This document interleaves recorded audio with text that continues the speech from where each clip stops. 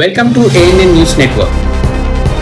ప్రధాని మోదీ హైదరాబాద్ వచ్చి దాదాపు 9,400 కోట్ల విలువైన ప్రాజెక్టులు ప్రారంభించారు.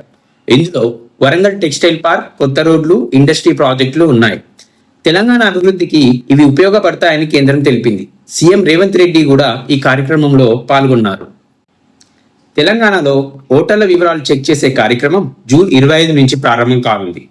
అధికారులు ఇంటింటికి వెళ్లి ఓటర్ వివరాలు పరిశీలిస్తారు. తప్పు పేర్లు, డూప్లికేట్ ఓట్లు తొలగించడమే లక్ష్యమని ఈ ఎన్నికల సంఘం తెలిపింది. తెలంగాణలో ఇంటర్ సప్లిమెంటరీ పరీక్షలు ప్రారంభమయ్యాయి. దాదాపు 4 లక్షల మంది విద్యార్థులు పరీక్షలు రాస్తున్నారు. ఎలాంటి మాల్ ప్రాక్టీస్ జరగకుండా ప్రత్యేక టీంలను ఏర్పాటు చేశారు. విద్యార్థులు టైంకి ముందే సెంటర్లకు రావాలని అధికారులు సూచించారు. మహబూబ్ నగర్ వద్ద వేగంగా వెళ్తున్న హయాబుసా బైక్ కారును ఢీకొట్టడంతో 5 ప్రాణాలు కోల్పోయారు. మృతుల్లో 2 పిల్లలు ఉన్నారు.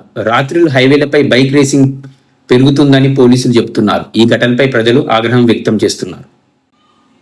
తెలంగాణను డిఫెన్స్, ఏరోస్పేస్ రంగాల్లో పెద్ద హబ్గా మార్చాలని ప్రభుత్వం ప్లాన్ చేస్తుంది.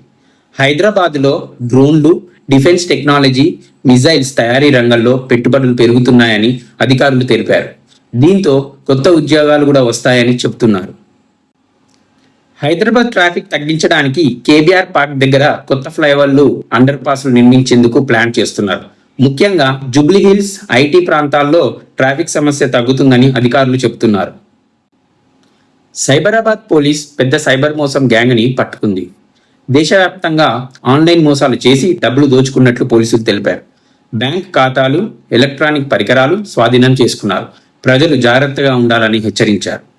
తెలంగాణలో మావోయిస్టు కార్యకలాపాలు తగ్గడంతో గ్రేహౌండ్స్ ఫోర్స్ను తగ్గించే ఆలోచనలో ప్రభుత్వం ఉంది.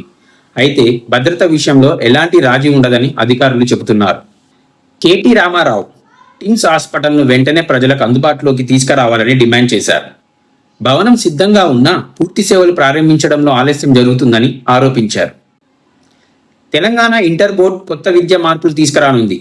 కేవలం బట్టి విధానం కాకుండా ప్రాక్టికల్స్, యాక్టివిటీ ఆధారిత బోధనపై ఫోకస్ పెట్టాలనుకుంటున్నారు. డిజిటల్ క్లాసెస్ని కూడా తీసుకురాబోతున్నారు. Thank you for watching ANN News. This is Manikrishna signing off.